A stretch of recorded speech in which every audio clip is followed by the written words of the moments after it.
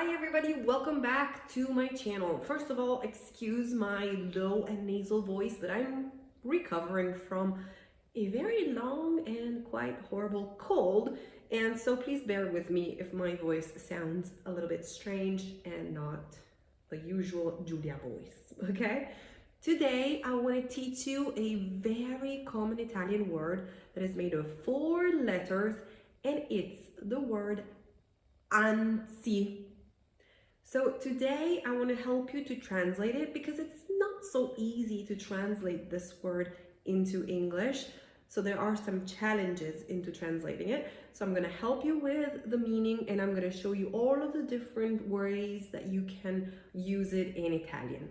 As always, you can download all of this for free by clicking on the link below. If you're subscribed to my newsletter, which it's also free, you're going to receive it automatically in your inbox every time a new video is out. And by the way, have you already found out about the little help and discount that I'm giving you when you download the PDF?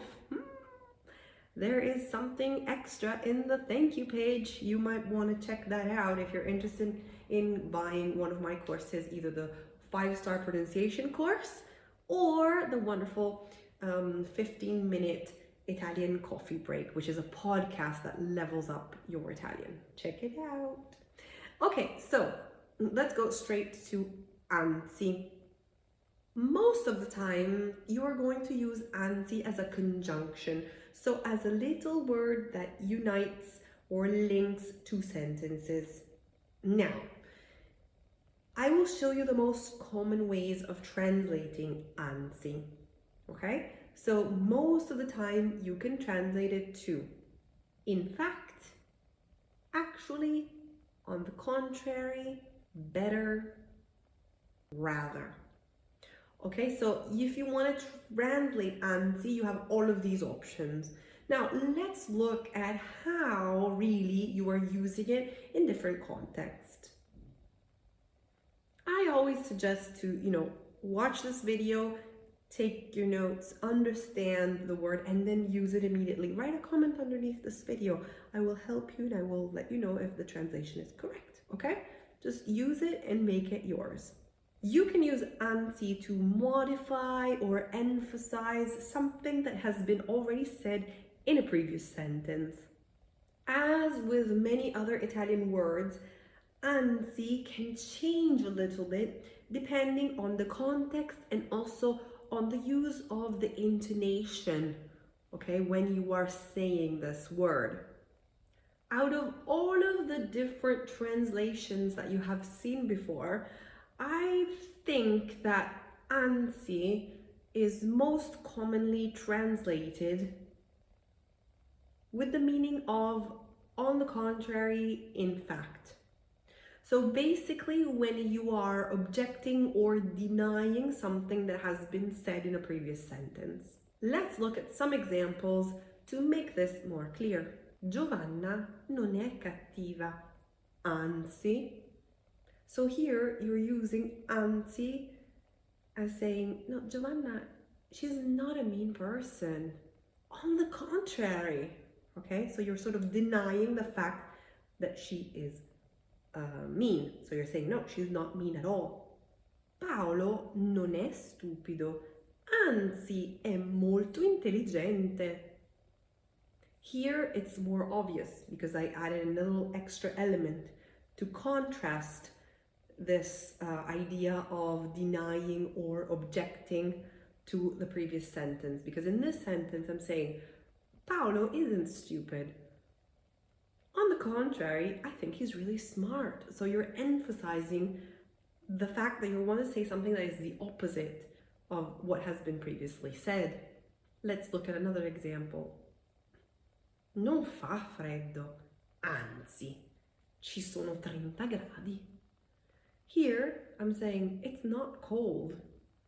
In fact, it's 30 degrees Celsius. So it's really hot. Anzi can also be used to modify something that has already been said, maybe because we want to be more specific, okay? We want to add extra information and we want to be more clear regarding what we have just said. I would say that in this case, it probably best translates to actually, better, or rather in English. Let's look at some examples. If I say, ci vediamo alle 18, anzi, alle 18:05. So in this case, I'm saying, let's meet at 6 p.m. No, better. Let's make it 6:05. Okay, so I'm adding extra information, I'm being more specific, I'm being more precise on a time. Let's look at another example. Ho bisogno di un favore, anzi, 2 favori. In this case, I'm saying, hey, I need a favor, actually, I need 2, okay? So you see I'm translating it with actually, and I'm adding on extra information, more specific information regarding something that I have previously said. Let's look at another example. Ti porto una fetta di torta, anzi, te ne porto 2 perché è buonissima. In this case, I'm saying, hey, I'm getting you a piece of cake. No, I'm actually getting 2 pieces for you because it's so delicious. Okay, let's look at another example. Prendo una pizza, anzi, no, prendo un panino. Here you're saying, okay, I'll get a pizza. No, wait a minute. I would rather have a sandwich. So in this case, it's not really an addition of information, you're actually changing your mind. So it's with the meaning, I would rather a sandwich than a pizza. Another very common way of using anzi is to give extra emphasis on something. For example, if I say, sei stata brava, anzi, sei stata bravissima. So in this case, I'm saying, wow, you're good. Actually, you were very good. So you see, I'm adding emphasis. I'm adding on an extra level of being good. Another example. Sono arrabbiata, anzi, sono incavolata nera. Yeah, I might be saying that often. This sentence means I'm upset. No, actually, I'm like really upset. Incavolata nera is an expression to say that you are out of it. I mean, you are really mad, okay? So I'm adding on an extra emphasis saying how mad or upset I am of something. Last example. Verrò presto a trovarti, anzi, verrò prestissimo. So here, once again, you are giving emphasis on when you're going to a person's house. If I say vengo presto, it means I'll be there soon. I want to be sure that you understand that I'm going to come to your house like really soon. So you have to wait for me, but not that long. I can say anzi prestissimo. So I'm coming to your house soon. Actually, I'll be there in no time. You will probably notice that anzi can also be used alone. So sort of like as an expression of its own. In this case, you can translate it with not at all. It's a very colloquial, informal expression. And usually it's written alone or said alone, and it has a little exclamation mark. So you can intonate it with an exclamation mark. Let's look at some examples. In this case, I have a little dialogue for you, okay? So pretend that it's 2 people speaking, otherwise it wouldn't really make sense. And the first person says, mi scusi, do fastidio se mi siedo vicino a lei? Anzi. So in this case, the first person is saying, excuse me, do I bother you if I sit next to you? And the other person says, oh, not at all. Let's look at another dialogue. Pretend that you're calling your friend. And you can say, ciao, ti disturbo? So, hey, am I disturbing you? The other person might say, no, non disturbi, anzi. So no, you're not disturbing at all, okay? And let's look at the third little dialogue. Ti dispiace farci una foto? No, anzi. Do you mind taking a picture of us? Not at all. You have probably noticed that in a couple of these sentences, I've added the little extra word no. You can add the little word no when the first sentence is a positive sentence. For example, vorrei una birra. Anzi, no, una Coca-Cola. In this case, you're saying, I would like a beer. And then you change your mind and you say, actually, I would rather have a Coke. You notice that the first sentence, vorrei una birra, is a positive, an affirmative sentence. In this case, the second sentence can have the word no.